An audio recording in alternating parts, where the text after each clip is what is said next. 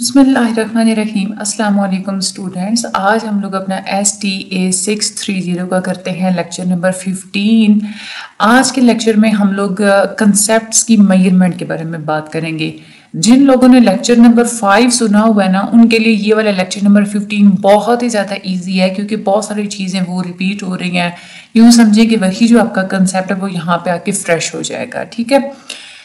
Measurement का क्या मतलब होता है? आप किसी चीज़ को किसी न किसी स्टैंडर्ड के थ्रू उसकी एक्सटेंट को, उसके डायमेंशंस को, उसकी क्वांटिटी को, उसकी कैपेसिटी को जब मेजर कर रहे होते हैं तो इसी को हम लोग मेजरमेंट बोलते हैं। कभी कभार तो ऐसा होता है कि जब आप लोगों ने किसी चीज़ को मेजर करना हो तो आप लोग कोई माकूल से इंस्ट्रूमेंट्स का इस्तेमाल करते हैं। फॉर एग्जांपल, अगर आप लोगों ने ह्यूमन बींग्स के अंदर होने वाले किसी फिनोमेना को अगर आप लोगों ने मेजर करना हो, जैसे कि ब्लड प्रेशर को आपने मेजर करना है, पल्स रेट को मेजर करना है, या बॉडी के टेम्परेचर को मेजर करना है, तो आप लोग मुख्तलिफ किस्म के इंस्ट्रूमेंट्स का इस्तेमाल करते हैं। या आप लोगों ने कोई फिजिकल एट्रीब्यूट्स देखने हो, हाइट और वेट वगैरह, तो उसके लिए भी आप लोग इंस्ट्रूमेंट्स का ही इस्तेमाल करते हैं। इसी तरह से मैग्नेटिज्म का मतलब क्या होता है कि वो फोर्स जिसकी मदद से मेटल जो होता है वो मैग्नेट की तरफ मूव करता है, इसको हम लोग क्या बोलेंगे? मैग्नेटिज्म बोलेंगे। खैर, यहाँ पे ये एक थोड़ा सा जनरल सी आप लोगों को वो इन्होंने इंट्रोडक्शन दिया हुआ था। मेन जो आपका लेसन स्टार्ट हो रहा है वो यहाँ से स्टार्ट हो रहा है। मेजरमेंट्स जब भी आप लोग करते हैं रिसर्च के अंदर, तो दो तरह की आप लोग मेजरमेंट्स करते हैं। एक क्वांटिटेटिव मेजरमेंट करते हैं, आप लोग क्वालिटेटिव मेजरमेंट करते हैं। दोनों ही तरह की जो मेजरमेंट्स होती है उनके लिए आप लोग केयरफुल और सिस्टमैटिक मेथड्स का इस्तेमाल करते हैं। आप बिल्कुल करेक्ट एक वेज बना लेते हैं वेरिएबल्स को मेजर करने के लिए। जब क्वांटिटेटिव रिसर्च आप कर रहे होते हैं तो वो जो आप लोगों ने मेजरमेंट्स के तरीके वगैरह आप लोगों ने डिज़ाइन करने होते हैं वो आप प्लानिंग स्टेज में कर लेते हैं। ठीक है। लेकिन जो क्वालिटेटिव रिसर्चर्स होते हैं वो अपनी तमाम तर जो उन्होंने टेक्निक्स वगैरह इस्तेमाल करनी होती हैं उनको वो जो जब वो डेटा को कलेक्ट कर रहे होते हैं तो उस वक्त वो वाली अपनी टेक्निक्स वगैरह को यूज़ कर रहे होते हैं, और तभी वो उसको सारा वो जो है ना वेज वगैरह वो तभी देखते हैं। ठीक है। तो ये बहुत इंपॉर्टेंट आप लोगों का MCQs भी है कि जो क्वांटिटेटिव रिसर्चर्स होते हैं वो उन मेजर करने के प्रोसेस बेस को कब डिज़ाइन करते हैं, तो वो प्लानिंग स्टेज में करते हैं। और जो क्वालिटेटिव रिसर्चर्स होते हैं वो डेटा कलेक्टिंग जब वो कर रहे होते हैं तो वो तब डिज़ाइन करते हैं। अब दो अप्रोचेस क्योंकि हमने यहाँ पे देखी मेजरमेंट की, क्वालिटेटिव और क्वांटिटेटिव। क्वालिटेटिव और क्वांटिटेटिव रिसर्च में मेजरमेंट्स में तीन तरह के डिस्टिंक्शंस, यानी यूँ समझ लें कि तीन तरह के डिफरेंसेस पाए जाते हैं। ये टॉपिक आप लोगों का बड़ा इंपॉर्टेंट है लॉन्ग क्वेश्चन के हिसाब से भी। एक सबसे पहला तो डिफरेंस ये होता है, टाइमिंग का डिफरेंस होता है। क्वांटिटेटिव रिसर्च में और क्वालिटेटिव रिसर्च में तो टाइमिंग का डिफरेंस होता है। टाइमिंग का डिफरेंस कैसे होता है, जो मैं आप लोगों को ऊपर भी बता चुकी हूँ। क्वांटिटेटिव अगर आप लोग रिसर्च कर रहे हैं तो प्लानिंग स्टेज के दौरान ही आप लोग सोचते हैं वेरिएबल्स के बारे में, और आप लोगों ने कौन कौन से एक्शंस लेने हैं चीज़ को मेजर करने के लिए। और जब आप लोग डेटा को गैदर कर रहे होते हैं या एनालाइज कर रहे होते हैं तब आप लोग इसको नहीं करेंगे। यानी कि प्लानिंग स्टेज थोड़ी अलग होती है ना गैदरिंग से और एनालाइजिंग से। तो प्लानिंग स्टेज में ही आप लोग सारी वगैरह प्लानिंग वगैरह कर लेते हैं। लेकिन जब हम क्वालिटेटिव रिसर्च की बात कर रहे हैं तो क्वालिटेटिव रिसर्चर्स डेटा कलेक्शन के प्रोसेस में वो मेजरमेंट्स वगैरह के बारे में सोचते हैं। ठीक है। ये एक तो डिफरेंस होगा टाइमिंग का। दूसरा जो डिफरेंस होता है क्वांटिटेटिव और क्वालिटेटिव रिसर्च में वो होता है डेटा का डिफरेंस। क्वांटिटेटिव जो रिसर्चर्स होते हैं वो ऐसी टेक्निक्स डेवलप करते हैं जो उनको क्वांटिटेटिव डेटा निकाल के दे, यानी कि नंबर्स की फॉर्म में डेटा दे। एब्स्ट्रैक्ट आइडियाज पहले वो लेते हैं, वेरिएबल्स लेते हैं, फिर वो स्पेसिफिक किस्म की डेटा को कलेक्ट करने की टेक्निक्स के बारे में सोचते हैं, और उसके बाद वो कोई न्यूमेरिकल इंफॉर्मेशन के बारे में की तरफ जाते हैं जो कि उन टेक्निक से वो प्रोड्यूस कर सकते हैं। यहाँ पे जो आपकी न्यूमेरिकल इंफॉर्मेशन होती है ये आपकी एम्पिरिकल रिप्रेजेंटेशन ही होती है, इसी की मदद से आप अपने डेटा को रिप्रेजेंट कर रहे होते हैं। लेकिन दूसरी तरफ अगर हम लोग क्वालिटेटिव रिसर्चर्स की बात करें, क्योंकि वो सिर्फ चीज़ की क्वालिटी के बारे में बताते हैं, क्वांटिटी नहीं ना बता रहे। क्वांटिटी होती है जो आप लोग नंबर की फॉर्म में बताते हैं, क्वालिटी को भी वो कभी कभार नंबर्स की फॉर्म में बता भी देते हैं, लेकिन ज़्यादातर क्वालिटेटिव रिसर्चर्स वर्ड्स में बात करते हैं, चाहे रिटन हो, स्पोकन हो, एक्शंस वगैरह में वो आपको अपने रिजल्ट्स बताएंगे, साउंड्स में, सिंबल्स में, फिजिकल ऑब्जेक्ट्स की फॉर्म में या विजुअल इमेजेस की फॉर्म में वो डेटा को कलेक्ट करते हैं और एनालाइज वगैरह भी करते हैं। क्वालिटेटिव रिसर्चर अपनी तमाम की तमाम ऑब्जर्वेशंस को सिर्फ एक सिंगल चीज़ में जो है वो कन्वर्ट नहीं करते, क्योंकि क्वांटिटेटिव में तो हम लोग एक सिंगल चीज में, एक सिंगल फॉर्म में कन्वर्ट कर लेते हैं ना अपने डेटा को, यानी कि नंबर्स में कन्वर्ट कर लेते हैं। तो क्वालिटेटिव रिसर्चर सिर्फ सिंगल नंबर्स की फॉर्म में अपने डेटा को कन्वर्ट नहीं करते, बल्कि बहुत सारे फ्लेक्सिबल और ऑन गोइंग प्रोसेसेस का इस्तेमाल करते हैं और अपने डेटा को मुख्तलिफ किस्म की शेप, साइजेस और फॉर्म्स में रिप्रेजेंट करते हैं। उसके अलावा दोनों जो रिसर्च ट्रायल्स होते हैं, क्वांटिटेटिव और क्वालिटेटिव, इसमें डेटा होता क्या है हमारा कि जो कंसेप्ट्स होते हैं हमारे, उन्हीं की ही एक एम्पिरिकल रिप्रेजेंटेशन होती है। एक डेटा वो होता है जो कि कंसेप्ट्स के बारे में आपको एक रिप्रेजेंट कर रहा होता है कि आप उसको अपने 5 सेंसेस के थ्रू इंटरप्रेट कर सकते हैं और परसीव कर सकते हैं। मेजरमेंट वो प्रोसेस होता है जो कि डेटा को और कंसेप्ट्स को आपस में लिंक आउट कर देता है। तीसरा जो डिफरेंस पाया जाता है दोनों ही स्टाइल्स में, वो ये होता है कि आप ये जो एक लिंक क्रिएट करते हैं ना डेटा में और कंसेप्ट में, इस लिंक क्रिएट करने में, इस लिंकेजेस में डिफरेंस होता है क्वांटिटेटिव का और क्वालिटेटिव का। फॉर एग्जाम्पल हम लोग क्वांटिटेटिव रिसर्च की बात करते हैं, तो जब आप लोग अभी डेटा को इकट्ठा नहीं भी करते तो उससे पहले ही आपने अपने कंसेप्ट्स को समझना होता है, अपने कंसेप्ट्स को आप लोगों ने क्लियर करना होता है। ठीक है, इसमें आप लोग ऐसी टेक्निक्स बनाते हैं जो कि कंसेप्ट और डेटा को आपस में ब्रिज अप कर दे, आपस में उनको एसोसिएट कर दे, आप लोगों को एक लिंक दिखाए। जो आप लोगों की टेक्निक्स होती हैं वही डिफाइन करती हैं कि आपका डेटा क्या होगा। आप अपनी पहले टेक्निक्स आप लोग बना लेते हैं ना, उसी टेक्निक के मुताबिक ही आप लोग डेटा को इकट्ठा करते हैं, और जो टेक्निक्स होती हैं वही आपको बताती हैं कि आप आगे डेटा को किन डायरेक्शंस में इकट्ठा करेंगे। लेकिन दूसरी तरफ अगर हम लोग क्वालिटेटिव रिसर्च की बात करें तो इसमें आप लोग डेटा कलेक्ट करने से पहले अपने आइडियाज को क्लियर तो कर लेते हैं, लेकिन आप अपने जो कंसेप्ट्स वगैरह बिल्ड अप करते हैं वो आप लोग डेटा कलेक्शन के दौरान बिल्ड अप करते हैं। जैसे आप लोग डेटा, क्योंकि इसमें हम लोग क्वालिटी के ऊपर रिसर्च कर रहे होते हैं ना, तो जैसे जैसे आप लोग डेटा कलेक्ट करेंगे तो ही आप लोगों को डेटा की क्वालिटी के बारे में पता चलेगा और आप लोगों के कंसेप्ट्स बिल्ड होना शुरू हो जाएंगे। यहाँ पे आप लोग सबसे पहले स्टार्ट कहाँ से लेते हैं? सबसे पहले आप लोग डेटा इकट्ठा करते हैं। डेटा इकट्ठा करने के बाद आप वो तरीके जो है वो चूज करते हैं जिसकी मदद से आप लोग मेजर कर सकते हैं, और उसके मुताबिक ही आप लोग नए आइडियाज डेवलप करते हैं। आइडियाज आप लोगों को डायरेक्शंस देते हैं यहाँ पे और सजेस्ट करते हैं आप लोगों को न्यू वेज चीज को मेजर करने के। ये चीज बहुत इंपॉर्टेंट है। देखें, क्वांटिटेटिव रिसर्च में आपको डायरेक्शंस कौन देती है? टेक्निक्स देती हैं, लेकिन यहाँ पे आपको आइडियाज, आपको डायरेक्शंस देते हैं क्वालिटेटिव रिसर्च के अंदर। आज का जो हमारा लेक्चर है ना, आगे हम लोग जब चलेंगे तो यहाँ पे हम लोग क्वांटिटेटिव मेजरमेंट के ऊपर फोकस करते हैं। मेजरमेंट में आ जाती हैं कि आप नंबर्स असाइन करते हैं एम्पिरिकल इवेंट्स को कुछ असूलों के मुताबिक। मेजरमेंट में 3 चीजें आ जाती हैं, यानी कि 3 मेजरमेंट का अगर हम लोग प्रोसेस देखें ना तो उसमें 3 हिस्से होते हैं। सबसे पहले आप लोग सिलेक्ट करते हैं ऐसा इवेंट जो कि ऑब्जर्वेबल भी हो और एम्पिरिकल भी हो, यानी कि आप उसको ऑब्जर्व भी कर सकते हैं और 5 सेंसेस के थ्रू आप लोग उसको ऑब्जर्व कर सकते हो। ऑब्जर्व करने के बाद आपने क्या करना होता है कि कुछ रूल्स आप लोग डेवलप कर लेते हैं कि हमने कैसे नंबर्स असाइन करने हैं या कैसे हम लोगों ने सिंबल्स असाइन करने हैं, कौन सा मेथड आपने यूज करना है, कौन सी स्कीम आपने यूज करनी है डेटा को मेजर करने के लिए। ठीक है, यहाँ पे दूसरे स्टेप में आप सिर्फ डेवलप करते हैं। तीसरे स्टेप में जाके आप उन रूल्स को अप्लाई करते हैं हर अपने इवेंट की ऑब्जर्वेशंस के ऊपर।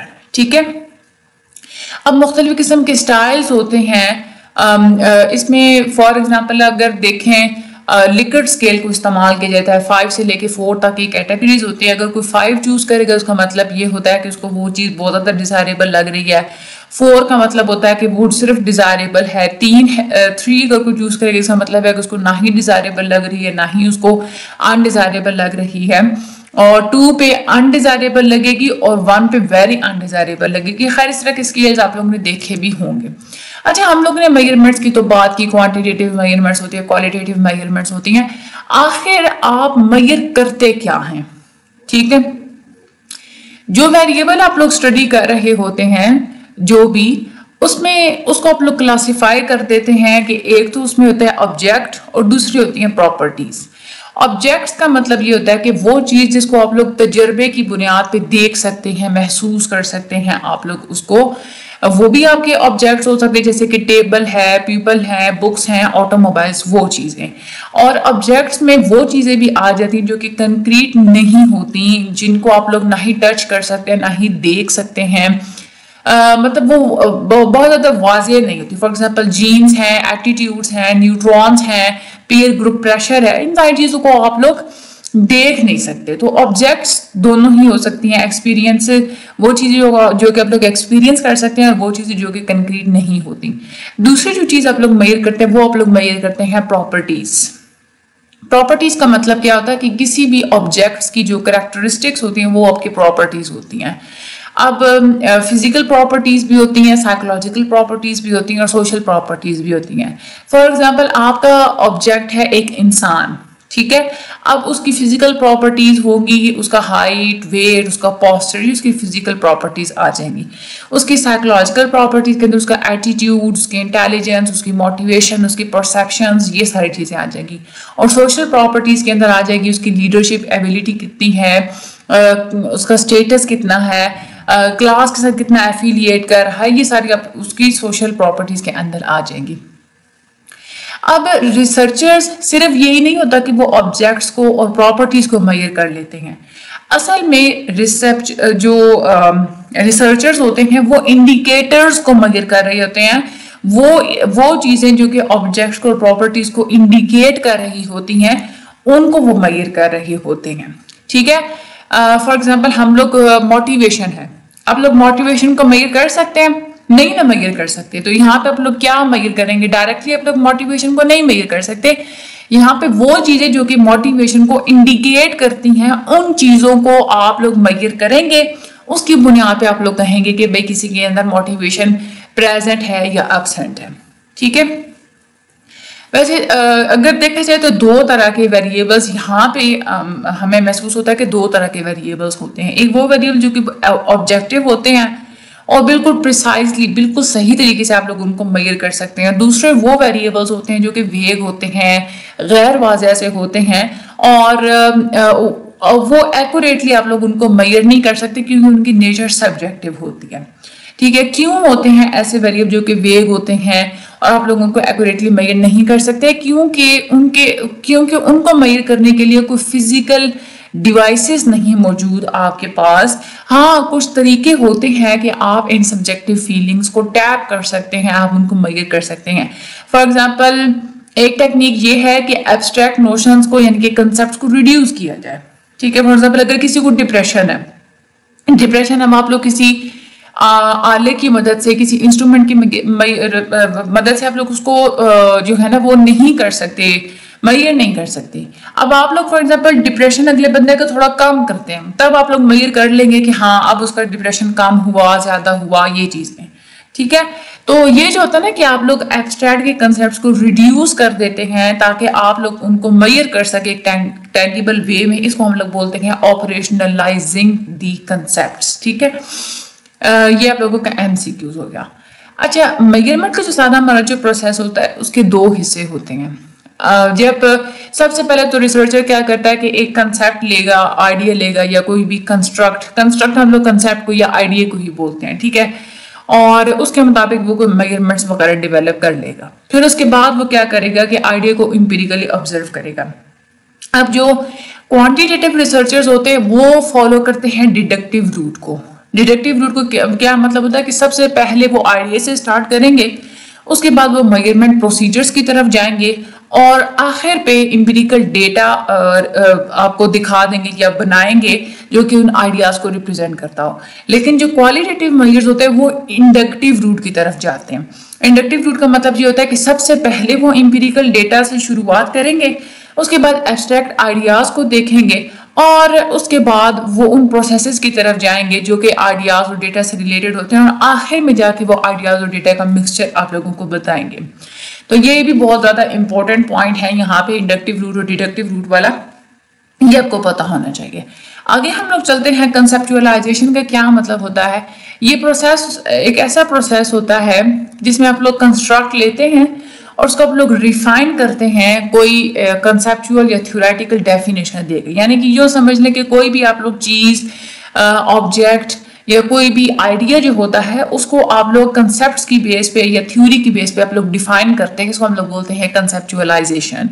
कंसेप्चुअल डेफिनेशन वो डेफिनेशन होती है जो कि एब्स्ट्रैक्ट होती है और थ्योरेटिकल होती है अपने टर्म्स में। इसमें आप लोग केयरफुली पहले सोचते हैं, डायरेक्टली ऑब्जर्व करते हैं, दूसरों के साथ आप लोग कंसल्ट करते हैं, दूसरों ने क्या कहा पहले उसको आप लोग अच्छे तरीके से पढ़ते हैं।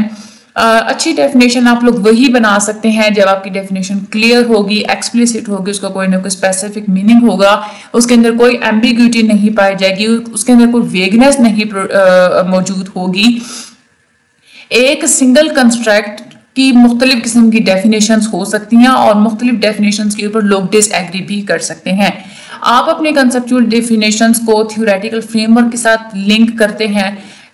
जहाँ पे डेफिनेशंस के ऊपर लोग डिसएग्री कर सकते हैं वहाँ पे हमेशा रिसर्चर्स को ये चाहिए कि वो एक्सप्लिसिटली बता दें कि वो कौन सी डेफिनेशन को इस्तेमाल कर रहे हैं। जहाँ पे बहुत ज़्यादा सारी डेफिनेशंस होती हैं तो रिसर्चर को चाहिए कि वो कौन सी डेफिनेशन इस्तेमाल करें ये बता दें।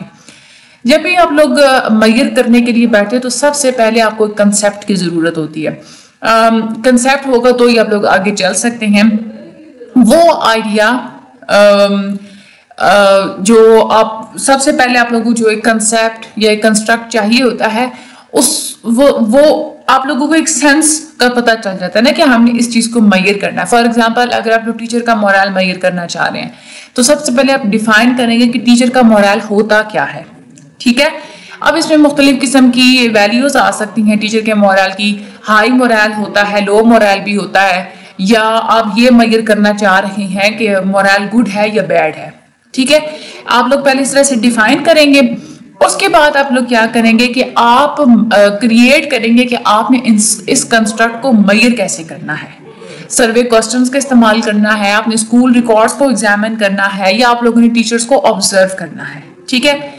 फिर आप लोग क्या करेंगे, उसके बाद आप डिक्शनरी में देखें, आप लोगों को वहां पे डेफिनेशन मिलेगी मोरल की। मोरल की क्या डेफिनेशन होती है। कॉन्फिडेंस भी कहा जाता है, स्पिरिट भी कहा जाता है, जील, चीयरफुलनेस, मेंटल कंडीशंस किसी चीज के बारे में, इनको भी मोरल वगैरह कहा जाता है। अब फिर आप लोग ये देखेंगे कि दूसरे रिसर्चर्स कैसे इस कंसेप्ट को डिफाइन करते हैं, ठीक है। डिफरेंट जगह पर डिक्शनरी में देखें, फिर देखें कि दूसरे रिसर्चर्स कैसे इसको डिफाइन कर रहे हैं।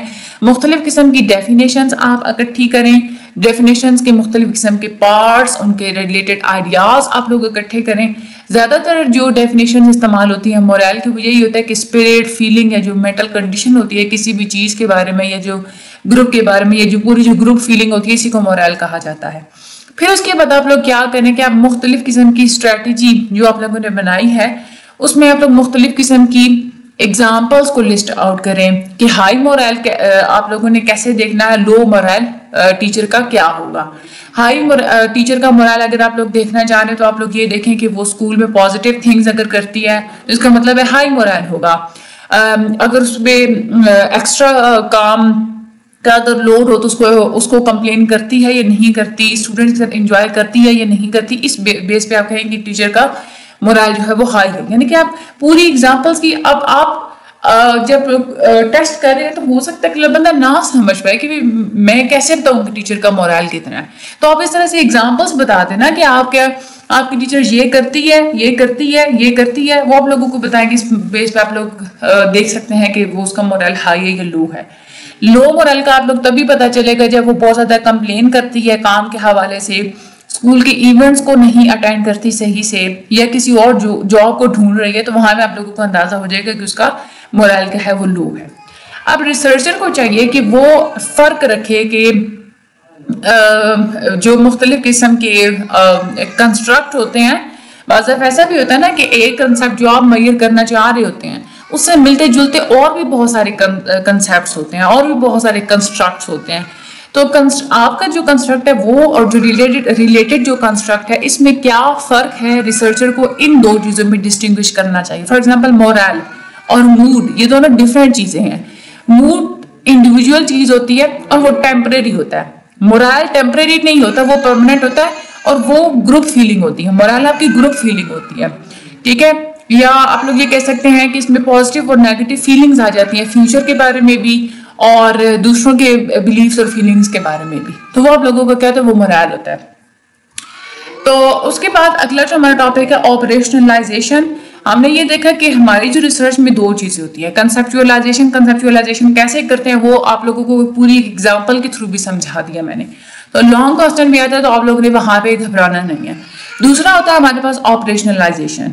अगला जो हमारा लेक्चर है उसमें यही जो ये देखिए यहाँ पे पैराग्राफ यही वाला रिपीट हो रहा है, तो अभी मैं आप लोगों को यहाँ से नहीं करवाती, ये वाला पैराग्राफ आप लोग छोड़ दें। अगले लेक्चर में हम लोग ऑपरेशनलाइजेशन से स्टार्ट करेंगे इंशाल्लाह। जो अगला लेक्चर होगा हम लोग उसमें मेजरमेंट के दूसरे मेथड को समझेंगे।